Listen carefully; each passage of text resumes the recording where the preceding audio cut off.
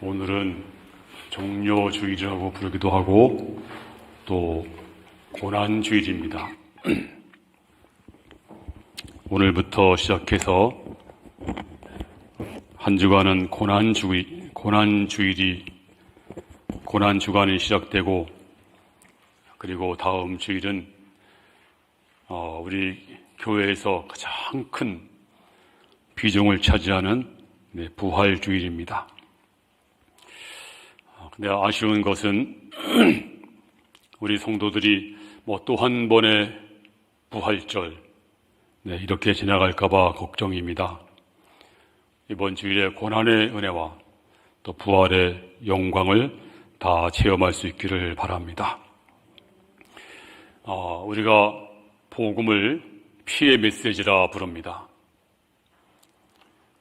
복음의 중심에는 바로 예수님의 어린 양의 피가 있습니다. 그래서 예수님의 피를 우리가 보혈이라고 부릅니다. 보배로운 피란 뜻입니다. 또 성경은 처음부터 끝까지 피로 시작해서 피 이야기로 끝나고 있습니다. 성경의 처음은 피 제사, 바로 아담과 하와가 범죄했을 때 하나님이 저들의 부끄러움을 가려주기 위해서 이제 짐승을 잡았습니다. 그리고 가죽옷을 지어서 입혔습니다. 그러기 위해서 짐승이 피를 흘렸습니다. 그리고 아담이 하나님 앞에 번제를 드림으로써 피제사가 시작됩니다. 그리고 대홍수 후에 노아가 나오자마자 제일 먼저 한 것이 정결한 짐승을 가지고 피 흘려 번제 제사를 드렸습니다. 그리고 아브라함도 부름받아서 가는 곳마다 가장 먼저 번제, 피 제사를 드린 것을 볼 수가 있습니다. 또 모세도 하나님 백성들에게 십계명을 받은 다음에 저들에게 피를 뿌렸습니다. 그리고 언약을 세웠습니다. 출애굽기 24장 8절에 보면 다 같이 시작. 모세가 그 피를 가지고 백성에게 뿌리며 이르되 이는 여호와께서 이 모든 말씀에 대하여 너희와 세우신 언약의 피니라. 피를 하나님 백성들에게 뿌렸어요. 여러분, 피 맞는 게, 피 뿌리는 게 그렇게 좋은 건 아닙니다. 근데 피를 뿌리면서 하나님 앞에 언약의 피라고 언약을 세우는 걸 볼 수가 있습니다. 또 우리 주 예수님은 사실은 피를 흘리러 오신 분입니다. 그래서 겟세마네 동산에서 피 흘리며 기도하셨습니다. 그리고 이제 로마 병정에게 책찍에 맞음으로 등허리에서 피를 흘렸습니다. 그리고 가시면류관을 쓰시고 머리와 얼굴에서 피를 흘렸습니다. 또 양손과 양발에 못을 박히시고 피를 흘렸습니다. 마지막에는 군병이 옆구리를 찌르니까 오늘 본문에 보니까 피와 물이 나오더라. 마지막 남은 피까지 다 쏟으셨습니다. 자, 왜 이렇게 성경은 피 얘기합니까? 사실 사람들은 피를 별로 좋아하지 않습니다. 피에 대한 거부감이 있습니다. 근데 성경은 피 이야기를 합니다. 성경 처음부터 마지막까지 피의 강물이 흐르고 있습니다. 왜 그랬을까요? 이 보혈의 능력, 피는 왜 필요할까요? 자, 오늘 본문 말씀을 통해서 제가 여러분께 몇 가지를 말씀드립니다. 첫 번째는 우리 주 예수님의 보혈의 피는 우리의 모든 죄를 사하고 우리를 구원하는 능력 있는 피입니다. 자, 하나님이 어떤 하나님이실까요? 하나님은 거룩한 하나님이시고 또 공의로우신 하나님이십니다. 하나님은 죄를 지으면 그 죄를 그냥 넘기시는 분이 아닙니다. 죄를 지으면 반드시 심판을 받아야 됩니다. 그런데 우리 인간이 성경이 말하기를 모든 사람이 죄를 범했습니다. 우리 모두 심판을 받아야 됩니다. 근데 구약 성경에서 하나님은 우리에게 유일한 한 가지 방법을 알려주었어요. 그게 뭘까요? 바로 속죄 제사입니다. 바로 번제 제사입니다. 내가 죄를 범했지만 짐승이 대신 죽으면, 짐승을 대신해서 제물을 드리면 하나님은 그 짐승의 피를 보시고 이제 그 사람의 죄를 용서하신 것입니다. 자, 어떤 사람이 죄를 지었습니다. 그래서 이제 양이나 소를 가지고 이제 성소나 성전으로 왔습니다. 그리고 이렇게 말합니다. 제가 죄를 지었습니다. 속죄 제사 드리러 왔습니다. 그러면 제사장이 그러세요. 그러면 이제 손을 들어 그 제물에 양에게 이제 안수하세요. 머리에 손을 얹으세요. 그리고 나서 제사장이 기도합니다. 하나님, 이 형제가 죄를 지었습니다. 이제 이 죄는 심판받아 마땅한 그러한 무서운 죄입니다. 그런데 오늘 시간 하나님 보시지요? 이 형제가 지금 양에게 안수하고 있습니다. 형제의 모든 죄가 이 양에게 전가될 줄로 믿습니다. 그리고 다 죄를 이양시켜 주옵소서. 그리고 이 양이 대신해서 피 흘릴 때 하나님 이 양의 피를 보시고 이 형제의 죄를 사하여 주옵소서. 그리고 이제 기도가 끝난 다음에는 제사장이 예리한 칼을 가지고 그 양의 목을 땁니다. 그러면 피가 콸콸 솟아나면 그 죄를 지은 형제는 내가 죽어야 되는데, 내가 심판받아야 되는데 저 양이 나를 대신해서 죽는구나. 그래서 아픈 마음으로 회개하면서 그 제사하는 광경을 바라봅니다. 마지막에 이제 그 제물이 전부 태워집니다. 완전히 태워서 죄가 남게 되면 제사장이 선포를 해요. 형제여, 당신의 죄는 이 양이 다 짊어지고 대신 죽었으므로 이제 당신의 죄는 사하여졌습니다. 그럼 이 사람은 즐거운 마음으로 집에 돌아갑니다. 용서받았구나. 근데 여러분, 그 다음에 또 죄를 안 짓나요? 죄를 지을 때마다 1년에 한 번씩, 두 번씩 속죄 제사를 드려야 하는 것인데요. 그래서 이것은 뭘까요? 성경이 말하기를 이것은 임시다. 이것은 이제 영원한 것이 아니고 그림자다. 앞으로 영원한 제사, 완전한 제사가 있을 텐데 그 제사, 그것 때문에 그것을 바라보고 임시로 이제 제사 드리는 것이 바로 제물 제사였습니다. 그러면 완전한 제사, 온전한 제사가 뭘까요? 히브리서 9장 12절 말씀 시작. 염소와 송아지 피로 아니하고 오직 자기 피로 영원한 속죄를 이루사 단번에 성소에 들어가셨느니라. 할렐루야. 염소와 송아지 피가 아닙니다. 자기 피가 누구 피일까요? 예수님의 피, 하나님의 아들의 피로 영원한 속죄, 완전한 제사 드리시고 우리 주 예수님이 완전한 제물 되셔서 온전한 제사를 드렸습니다. 그래서 이건 임시가 아니고요, 이 제사는 그림자도 아니고 완전한 제사인 것입니다. 그래서 우리는 이 피를 믿고 하나님 앞에 나아가면 여러분의 모든 죄가 다 사해지고 구원을 받은 줄로 믿습니다. 우리가 이렇게 찬송하잖아요. 나의 죄를 씻기는 예수의 피밖에 없네. 다른 피가 없습니다. 짐승의 피가 아닙니다. 송아지 피도 아닙니다. 오직 예수의 피가 우리를 모든 죄에서 구하는 줄로 믿습니다. 마르틴 루터가 이렇게 말했습니다. 성경을 짜고 또 짜보아라. 거기에는 십자가 피만 흐를 것이다. 그렇습니다. 창세기부터 요한계시록까지 피가 흐르고 있습니다. 피의 강입니다. 근데 신신학자들은 그럽니다. 아니 2000년 전에 죽은 예수의 피가 뭐 그렇게 대단하다고? 그리고 믿는다는 사람도 이 보혈에 대해서 거부감이 있어요. 피가 싫다. 근데 성경은 오직 예수님의 피를 통해서만 우리의 모든 죄가 용서받는다고 분명히 말씀하고 있습니다. 만약 여러분이 피를 믿지 않는다면, 피에 적시지 않는다면 하나님은 여러분의 죄는 심판받을 수밖에 없고 구원받을 수가 없는데 근데 여러분이 피를 의지하면 하나님은 그 피를 보시고 여러분을 용서하시고 그리고 영원한 속죄를 이루어 주실 줄로 믿습니다. 요한 웨슬리 목사님이 어떤 날 길 가다가 강도를 만났습니다. 강도가 다 뒤져보니까 돈이 한 푼도 없는 거예요. 그러니까 강도가 화가 나서 막 욕을 한마디 하고 막 돌아서는데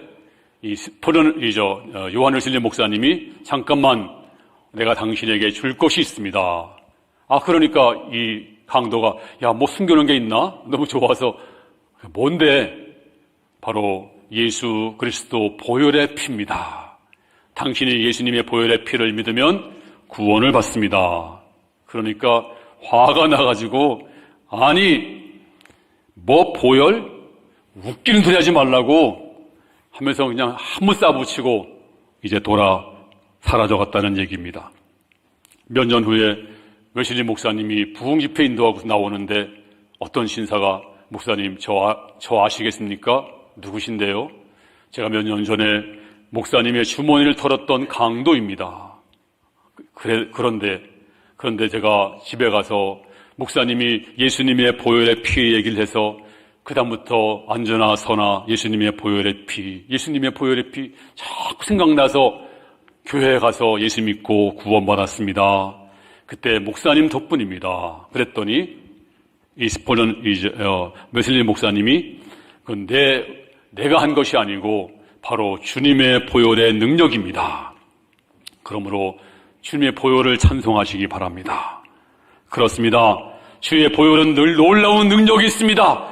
이 보혈을 믿는 자, 이 보혈을 의지하는 자에게는 속지 않은 능력, 구원의 능력이 함께하는데 이 보혈의 능력을 온전히 믿기를 주의 이름으로 축원합니다.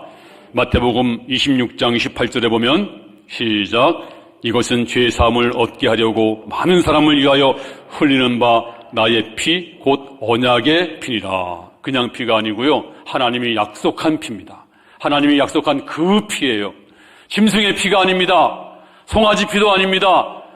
다른 어떤 인물의 피도 아니고 오직 예수님의 그 피가 우리를 모든 죄에서 이것은 죄 사함을 얻게 하고 우리의 모든 죄가 동에서 서가 먼 것 같이 다 용서하고 구원을 받는 놀라운 피인 줄로 믿습니다. 그래서 요한계시록 7장 14절에 이는 큰 환난에서 나오는 자들인데 어린 양의 피에 그 옷을 씻어 희게 하였느니라. 오직 그 피, 예수의 피가 우리를 구원할 줄로 믿습니다. 두 번째는 주님의 보혈은 어떤 능력이 있을까요? 두 번째는 우리를 보호하는 능력이 있는 줄로 믿습니다.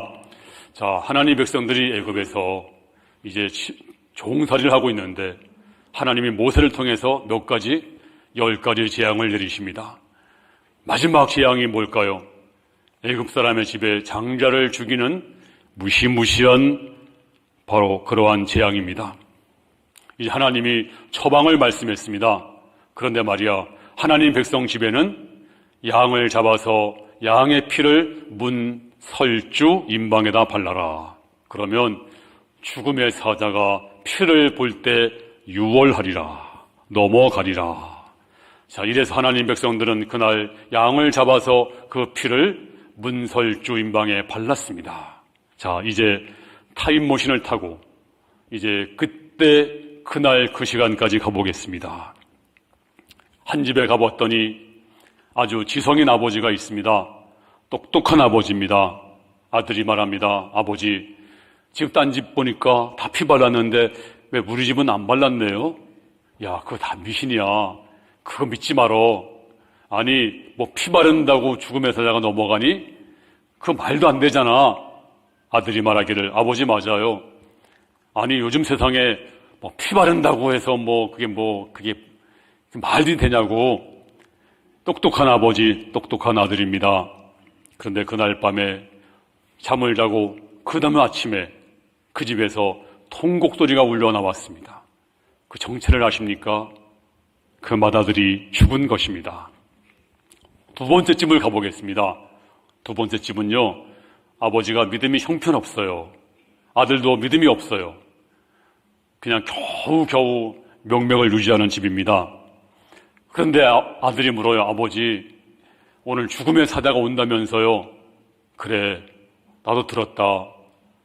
양 피를 발랐나요? 아까 봤잖아. 양 피를 바른 거 봤잖아. 괜찮을까요? 글쎄다. 바르긴 발랐지만 너도 알다시피 이 애비가 뭐 주일날 겨우 예배 나가는 정도고 그런데 하나님께서 우리 어떻게 봐주겠니? 나도 걱정된다. 이럴 줄 알았으면 잘 믿을 걸. 아들도 그러게요. 나 죽기 싫어요. 아버지 어떡해요. 죽음의 사자가 오면 피를 발랐지만 걱정된다. 걱정돼. 이제 이 부자는요, 밤에 무서워서 벌벌 떱니다. 바람소리가 후 하고 불면 아버지 죽음의 사자가 왔나 봐요. 그래 아들아, 큰일 났다. 벌벌 떨었어요. 그리고 꼴딱 밤을 새웠습니다. 근데 세 번째 집에 가보겠습니다. 세 번째 집은 믿음이 좋으신 아버지 그리고 믿음 좋은 아들이 있는 집입니다. 아들아, 양피를 발랐잖아. 아버지 괜찮을까요? 괜찮고 말고 하나님이 약속했어. 그러니까 걱정하지 말어. 우리 예배하고 기도하자. 아버지 맞아요. 하나님이 약속했잖아요. 우리는 안전해요. 걱정하지 않아요. 그래, 하나님을 찬미하고 우리 예배드리자. 예배드리고 잠을 푹 잤습니다. 자, 첫 번째 집은 아예 죽었으니까 제껴두고 두 번째 믿음이 없는 아버지 아들 집, 세 번째 집 믿음이 좋은 아버지 아들 집, 어떤 집이 더 안전할까요? 어떤 집이?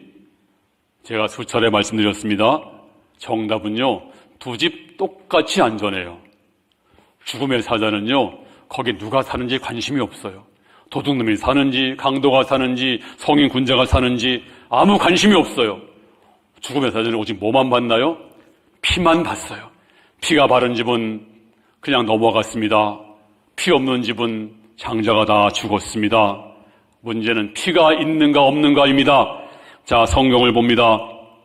출애굽기 12장 13절 시작. 내가 피를 볼 때 너희를 넘어가리니 재앙이 너희에게 내려 멸하지 아니하리라. 우리가 이렇게 이해하면 안 돼요. 하나님이 유대인을 구원하시고 애굽 사람은 심판했어. 애굽 사람은 저주받고 유대인은 이제 건진받았어. 그리고 그 피를 왜 발랐을까? 죽음의 사자가 밤이니까 못 볼까 봐 표시해 놓은 거 아니야? 그래서 애굽 사람은 죽이고 유대인은 살린 사건이 아니냐? 그렇지 않아요. 애굽 사람도 피를 발랐으면 죽음의 사자가 넘어갑니다. 하나님 백성도 피가 없으면 장자가 죽었습니다. 문제는 피입니다. 그 피가 없는 집은 다 죽었어요. 유일한 피가 있는 집. 아니 목사님 왜 피입니까?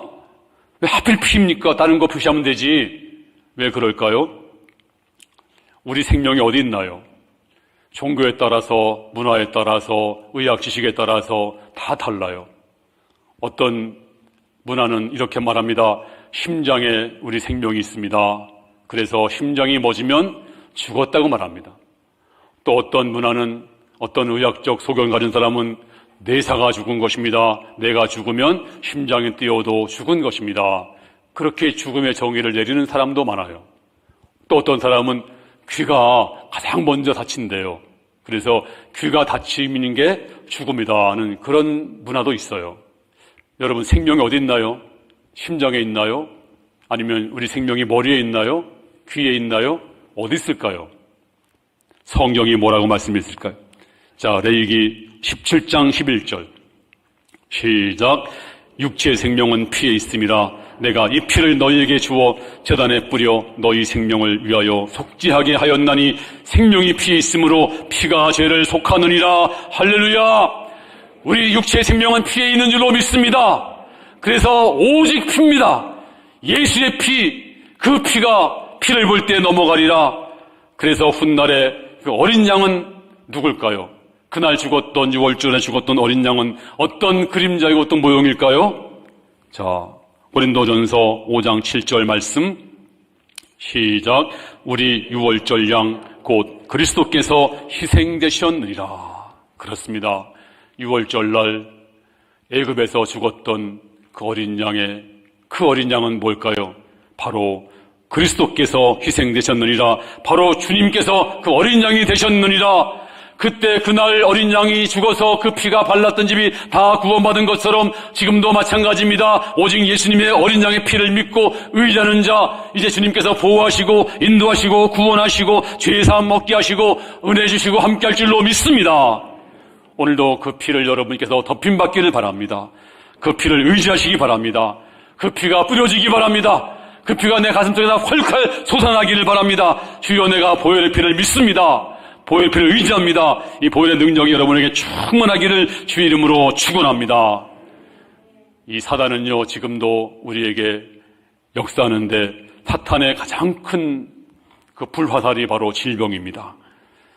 이제 보혈이 보호막이 됩니다. 또 사탄은 지금도 뱀처럼 우리를 뭅니다. 뱀에게 물리면 해독제를 맞아야 됩니다. 그 해독제가 뭘까요? 바로 보혈입니다. 이제 보혈은 능력이 있습니다. 오늘도 주님, 보혈로 나를 덮어주시옵소서. 주님, 보혈로 나를 씻어주시옵소서. 내 입에, 내 가슴에서 보혈이 강히 흐르게 하여 주시옵소서. 오늘도 하나님의 보혈이 여러분에게 충만히 임하기를 주의 이름으로 축원합니다. 세 번째는 이 보혈은요, 화목의 능력입니다. 자, 출애굽기 33장 20절 시작. 또 이르시되 내가 내 얼굴을 보지 못하리니 나를 보고 살 자가 없음이라. 하나님의 얼굴 보면요, 살 자가 없대요. 다 죽어요. 왜요? 하나님은 거룩하신 분입니다. 우리는 죄인입니다. 하나님의 얼굴 본다는 건 곧 죽음이었습니다. 근데 놀랍게도 하나님을 볼 수 있는 길이 열렸어요. 에베소서 2장 13절 시작. 이제는 전에 멀리 있던 너희가 그리스도 예수 안에서 그리스도의 피로 가까워졌느니라. 할렐루야. 하나님은 무서운 하나님입니다. 하나님은 멀리 계신 것처럼 느껴졌습니다. 하나님은 심판의 하나님이었습니다. 그런데 예수의 피로 말미암아서 그 멀던 하나님, 무서운 하나님이 가까워졌어요. 심판의 하나님이 내 아버지가 되었습니다. 사랑의 주님이 되었습니다. 그리고 우리 하나님은 여러분의 죄를 보는 것이 아니고 예수님의 피를 보시고 어서 와라, 너는 내 아들이다. 이제 하나님은 저와 여러분들은 가까워져서 화목의 하나님이 되셔서 이제 우리는 하나님을 아버지라 부르고 그리고 하나님과 더불어 살아가는 놀라운 인생이 된 줄로 믿습니다. 자, 로마서 5장 10절 말씀 시작. 곧 우리가 원수 되었을 때 그 아들이 죽으심으로 말미암아 하나님과 화목하게 되었은즉 화목하게 된 자로서는 더욱 그의 살으심으로 말미암아 구원을 받을 것이니라. 하나님과 원수가 되었는데 누가 화목제물 되었어요?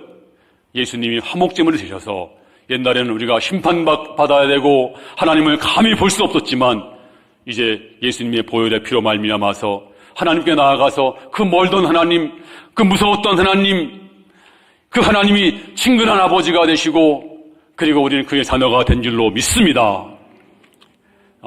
이런 그 시골 교회에서요, 목사님과 사모님이 부부싸움을 했대요. 시골 교회는 교회당이 있고 옆에 사택이 있잖아요. 그러니까 교인들이 다 보고 있어요. 우리 목사님과 사모님이 언제 풀어질까 하고 이제 다 지켜보고 있는데, 근데 사모님이 문을 딱 걸어 잠그고 안방문을 잠그고 안 열어주는 거예요. 목사님이 아무리 두드려도, 툇마루에 앉아서 두드려도 문이 안 열립니다. 근데 교인들이 다 지켜보고 있어요, 멀리서. 근데 목사님이 어디론가 사라집니다.